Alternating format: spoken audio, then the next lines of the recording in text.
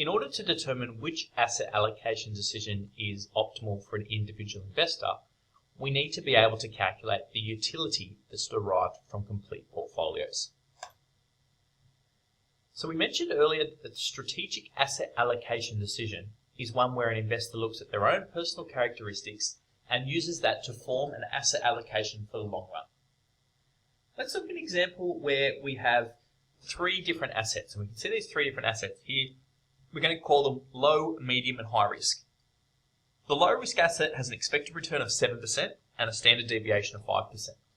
Medium risk has an expected return of 9% and a standard deviation of 10%. And the high risk asset has an expected return of 13% and a standard deviation of 20%. Now in this particular case, let's assume that we also have an available risk-free asset, which has got an expected return of 5%. Now, if we were to decide which of these three risky assets would we invest in, the way we might decide is by comparing the Sharpe ratio of each of them. So remembering the Sharpe ratio, the numerator is the risk premium, which is the expected return less the risk-free rate, and the denominator is the standard deviation of returns. So if we compare all three, take the ratio, low risk it's 2/5, medium risk it's 4/10, high risk it's 8/20. We can actually see that all three assets have exactly the same Sharpe ratio. Therefore, theoretically, the average investor should be indifferent across these three assets. So how do we choose between them? Well, what we're going to find is that some of these assets are going to be preferred by a particular group of investors, whereby other risky assets here will be preferred by a different group of investors.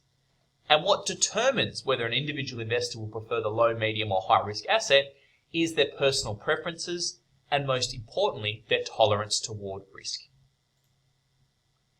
So while we know that investors as a rule tend to be risk averse, what differs is the degree of risk aversion across investors.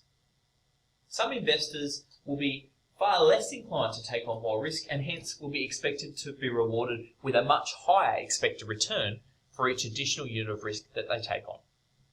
So when it comes to calculating the utility that an investor generates from any particular investment, what we find is that utility is calculated as a function of both expected returns and risk, as we've seen previously, but the degree to which changes in risk affect an investor's utility is dependent upon how risk averse that investor is, or to what extent they are averse to risk.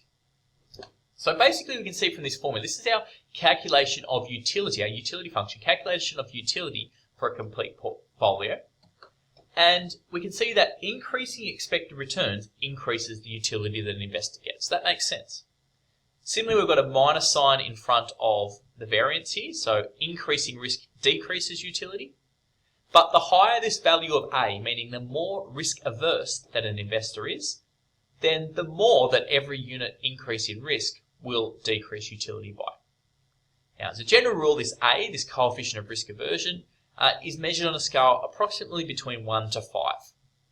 An A of 0 means the investor is risk neutral, and as we know from risk neutral investors, they don't actually consider risk at all as part of their determination of utility, and that term just drops out, so utility is entirely a function of expected returns. If A was negative, we would actually have a risk lover, and we know that risk lovers, their utility actually increases when risk increases. But by and large, we expect that the majority of investors will be risk averse, which is why this will be a positive number, as I mentioned before, somewhere on a scale from 1 to 5. So if we come back to our example before where we had three assets and we calculate the utility that an investor would get from each of those three assets, but we compare here across three different investors. The first investor I'm going to say has a coefficient of risk aversion, an A of 2. The second investor might have a coefficient of risk aversion of 3, and the third investor might have a coefficient of risk aversion of 5.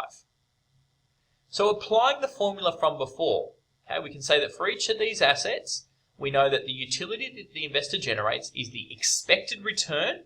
So here in this case, the high risk asset, expected return is 13%, minus half times A, which in this case is 2, times the standard deviation of returns. Okay, if we do that calculation there, times the variance of returns, and the variance of returns is the standard deviation squared. If we do that calculation there, if we apply this formula from before, okay, we get 13% minus half times 2 times 20% squared. We get a utility value of 9%. And what we can do is we can also calculate the utility generated by both the low risk and medium risk asset. And we can see that for this particular investor who has an a coefficient of risk aversion of 2, so they've got a very low degree of risk aversion, so they're quite willing to take on risk. The asset that generates the highest utility for this investor is the high risk asset. In that case, the utility is maximized.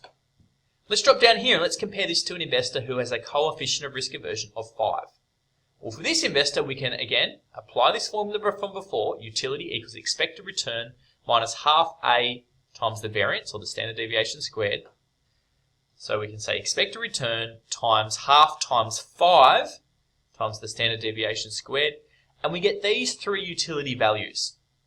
Okay, again, remember, investors will seek to maximize their utility. So for this particular individual, the asset that maximizes their utility is the medium risk asset.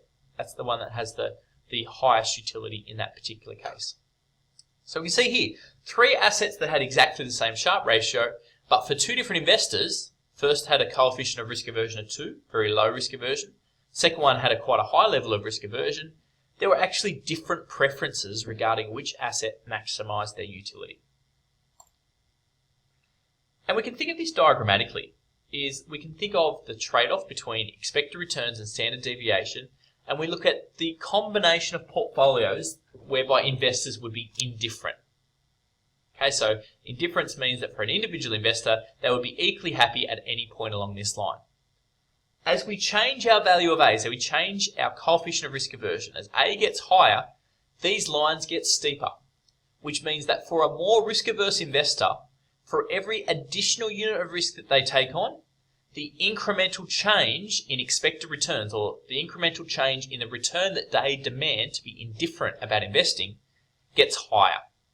Okay, so for a highly risk-averse investor, an investor with an A equals 5, that does not necessarily mean that they'll refuse to invest in high-risk assets, but they'll only invest in a riskier asset, so they'll only maybe shift from here to here, if they're rewarded with a significantly higher expected return for doing so. So the crux of this is that we need to incorporate risk tolerance, or the degree of risk aversion, into the asset allocation decision.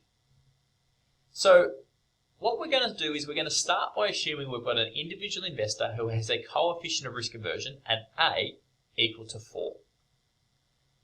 And let's now return to the example from our previous learning objective where we had the decision to allocate between a risky portfolio and a risk-free asset. So what we could say for this particular investor is we can consider a range of different asset allocation decisions, remembering Y being the proportion invested in the risky portfolio. The balance, 1 minus Y, is invested in the risk-free rate. And one approach we could use is we could look at all the different combinations of Y and look at the resultant expected returns and standard deviation of the complete portfolio that arise, and calculate the utility for this particular investor who has an A equals 4. Okay, we can see here, as Y increases, utility is increasing, getting to some point around here, okay, whereby utility appears to become a maximum, and then utility starts to decrease again as Y starts to increase. So we can see somewhere approximately 40% is where utility is maximized. Okay, somewhere approximately in this range here. Now, if we wanted to plot this utility function across different asset allocations, it looks something like this. Okay, if we plot it for every possible observation, we can see, as before, it's roughly around here, this approximately this 40% mark. Okay, but saying that it's approximately 40%, that's maybe not good enough. Okay, what we wanted to be able to do is we want to be able to precisely estimate exactly what asset allocation can maximize our utility. And using this manual calculation of calculating utility for every possible iteration is a little bit clunky. So we want to do it shorthand. So to do it shorthand, we think about mathematics and we think about how we can actually calculate a maximum. And we know from mathematics that we can calculate a maximum value through differentiation. So in order to do this, we come back here and we think about the formulas we had before. Okay, we had before, we know that the expected return of our complete portfolio was calculated as 1 minus y, which is the proportion invested in the risk-free rate, plus the proportion invested in our risky portfolio times the expected return of the risky portfolio. And I can actually rearrange this equation to get the following. Okay, this is simply an algebraic recalculation where I've pulled y out the front by expanding this bracket here. So we've got 1 times RF gives me my RF, and then I'll have minus y RF, and that's why I've got minus RF in the square brackets here. That's just simply our expected return of complete portfolio formula we've seen before. And we know that the variance of our complete portfolio is the weight invested in our risky portfolio squared times the variance of the risky portfolio. We know that because we said before the standard deviation of our complete portfolio is the weight invested in the risky asset times the standard deviation of the risky asset. Okay, so they're both equivalent. So we come down here and we look at our utility function from earlier. And I'm going to substitute these values into my utility function. So instead of expected return of the complete portfolio, okay, I'm going to insert this value here. The reason being is what I'm trying to solve for is what is the optimal allocation across assets. And it would be circular to be incorporating expected return of our complete portfolio, because what we're actually trying to calculate are the weights used to come up with that complete portfolio. So we actually don't know what our complete portfolio is yet. So we substitute in our expected return formula, and for our variance of complete portfolio, we substitute that formula in down here. And what we're trying to do, we're trying to solve for you, we're trying to work out what value of y maximizes you, what proportion invested in our risky portfolio maximizes you, so we differentiate with respect to y. So when we differentiate, our constant disappears. Okay? For any value where we see y, we bring the power down and take 1 from the power. So here, where we've got y to the power of 1, that y actually disappears. And we get expected return of the portfolio less the risk-free rate. Over here, we've got y squared. When we differentiate, that becomes 2y. Okay, so the 2 comes down the front and actually cancels with the half. That's why the half's disappeared. And 2y, so we've just got y to the power of 1 now, which is why we've got that y. And the a and the variance of the risky portfolio are constants, so they stay. I then, to find the maximum, I set this first derivative equal to 0. So let the left-hand side equal to 0 and solve for y. For what value of y do we have a maximum point? So I'll rearrange to make y the subject of the equation. And what we can see, we can solve this equation. Y, the value, the proportion invested in our risky portfolio that maximizes our utility, will be expected return of the risky portfolio less the risk-free rate, or the expected excess return, divided by A, the coefficient of risk aversion, times the variance of the risky portfolio. So let's go about applying this using our example from before. In our example from before, we had an investor who had a coefficient of risk aversion of 4. We know that the expected return of the risky portfolio was 15%, the risk-free rate was 7%, and the standard deviation of the risky portfolio was 22%. We substitute that in our equation and we can see that the asset allocation that maximizes the utility for this particular investor, this investor with an A equals 4, is investing 41.3% in that risky portfolio. And that corresponds to this point just here that we saw earlier, this maximum point, okay, where utility was maximized. So we've actually been able to isolate and calculate that point.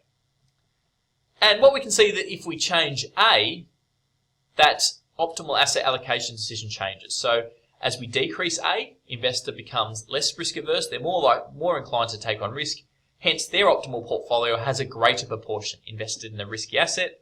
Or if we make the investor more risk averse, we increase A, the proportion invested in the risky asset decreases. So that's how we calculate utility functions and use them to make asset allocation decisions.